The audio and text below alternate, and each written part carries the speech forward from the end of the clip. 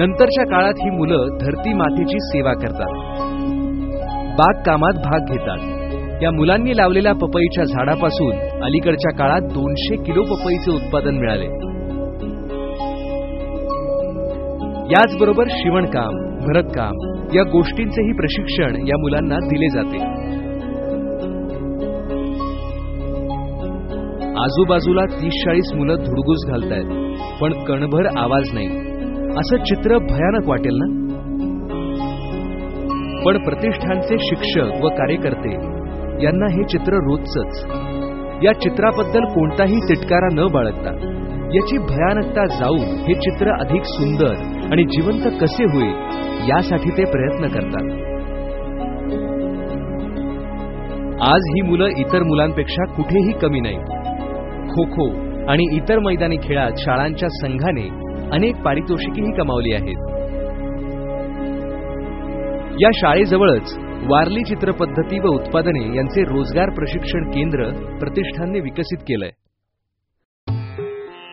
मुळात ही पारंपरिक कला अंगात असतेच. ती लहानपणापासून विकसित केली गेली तर पुढे उपजीविकेचा प्रश्नच उरणार नाही. या विचारातून इयत्ता 5वी पासूनच या कलेत रस असणाऱ्या विद्यार्थ्यांना प्रशिक्षण देऊन व्यवसायाभिमुख बनवले जाते. ठाणे, जव्हार, मोखाडा या भागातल्या आदिवासींच्या अंधाऱ्या जीवनात प्रकाश आणण्याच्या प्रगती प्रतिष्ठानच्या प्रयत्नांची दखल शासन आणि अन्य स्वयंसेवी संस्थांनी घेतली आहे. प्रगती प्रतिष्ठानला शासनाचे आदिवासी सेवक पुरस्कार, आदिवासी सेवा संस्था पुरस्कार तसेच बाया कर्वे पुरस्कार अशा नामांकित पुरस्कारांनी गौरवण्यात आलंय. चौफेर कामाने आज प्रतिष्ठानने या भागात जीवन विकासाचा पथ प्रशस्त करत आणला आहे.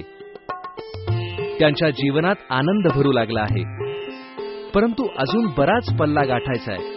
पण प्रगती प्रतिष्ठानची गती अबाधित राहणार आहे. कारण प्रतिष्ठानच्या कार्यकर्त्यांच्या डोळ्यासमोरचे लक्ष अविचल आहे.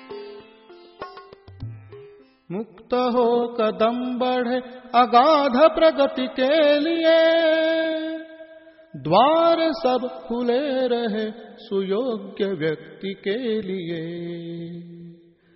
दीन की न बेबसी अमीर का विलास हो, हम तो चाहते हैं व्यक्ति व्यक्ति का विकास हो, व्यक्ति व्यक्ति का विकास हो. आजही दळणवळणाची जिथे साधने नाहीत, प्रगत असूनही पावसाळ्याच्या दिवसात जेव्हा जगाशी या भागांचा संपर्क पूर्णतः तुटतो, त्यावेळेला मायेचा आणि आपुलकीचा हात पुढे करणारी आणि अव्याहत कार्यरत राहणारी अशी संस्था म्हणजे प्रगती प्रतिष्ठान. शिक्षण, आरोग्य, कृषी आणि पारंपरिक कला या सर्व क्षेत्रांना समान वाव देऊन का सुदृढ समाजाची उभारणी करण्याचं कार्य प्रगती प्रतिष्ठान प्रामाणिकपणे करत आहे.